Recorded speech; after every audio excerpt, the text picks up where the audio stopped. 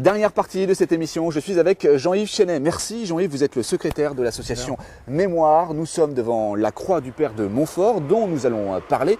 Une personnalité de la commune. Alors là, il faut remonter au XVIIIe siècle. Enfin, il est décédé début du XVIIIe. Il a vécu 43 ans. Qu'est-ce que l'on peut dire sur le Père de Montfort? Le Père de Montfort, il a vécu 43 ans. Ouais. C'est vrai, il est mort en 1716. Et lui, son objectif en tant que prêtre, c'était d'être un missionnaire rural. Un missionnaire rural. Donc, il était très attaché à ça. Très attaché à ça. Et il a prêché des missions pendant plus de 10 ans dans tout l'ouest de la France et en particulier au Mets-sur-Èvre. Et donc c'est une tradition qui a perduré puisque la dernière en date, je crois que c'était 1949, il me semble, la dernière mission ici au Mets-sur-Èvre. Oui, tout à fait. C'est ça, hein? Alors les missions, c'était tous les 10-15 ans à peu près, et ça durait à peu près 3 semaines. Qu'est-ce que l'on faisait pendant sur la première mission? Quel était le but? Alors, C'était recentrer les fidèles?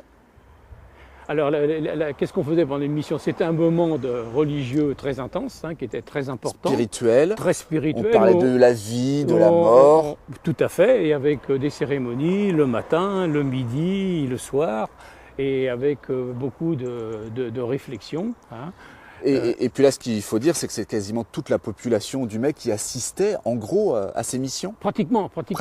Et c'était même assez spécifique. Il y avait des réflexions pour les hommes, pour les femmes, les enfants des écoles. Les enfants des écoles s'y préparaient d'ailleurs pendant l'école pour la cérémonie du soir.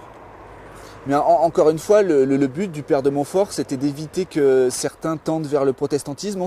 Quel était le but? C'était vraiment de refaire de l'instruction religieuse de base, parce que ça s'était un petit peu dispersé. Alors le Père de Montfort, après lui, il y a eu les Pères Montfortins, les Filles de la Sagesse de Saint-Laurent-sur-Sèvre. Il y a toute des congrégations qui ont suivi son message. Entre le Père de Montfort et la croix, quel est le lien? Oui, alors cette croix qui initialement était en bois, elle a été érigée lors de la première mission? Elle a été érigée au moment de la mission du Père de Montfort. Évidemment, au début, elle n'était pas exactement à cet endroit-là, elle était un peu déplacée. Et elle a été remplacée en fait par une croix en granit dans les années 1875. Et cette croix, c'était pour marquer la fin de la mission. Et c'est comme ça qu'on s'en souvient, comme ça.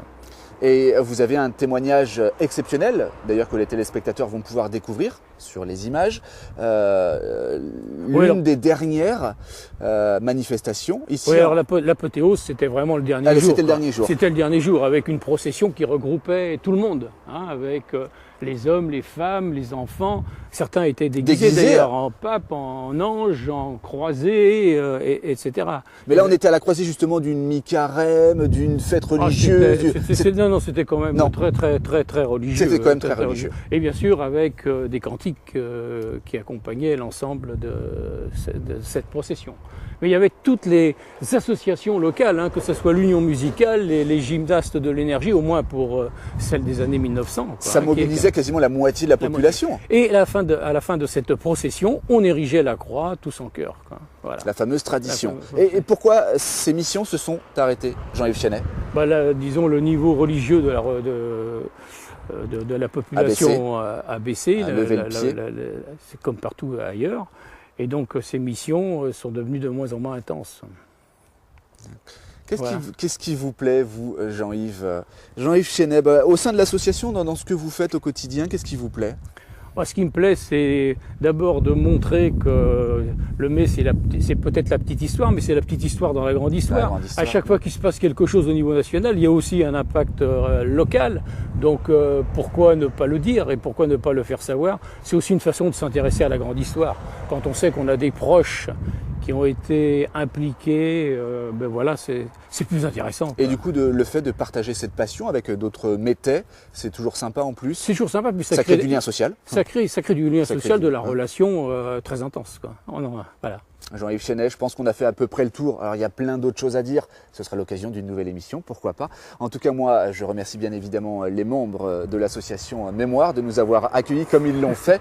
Et puis bien évidemment tous les habitants du Mets-sur-Èvre. J'espère qu'ils seront contents de cette émission. Je vous donne rendez-vous dans 15 jours pour une nouvelle aventure avec bien évidemment le vélo du Tour des Communes. Salut à tous.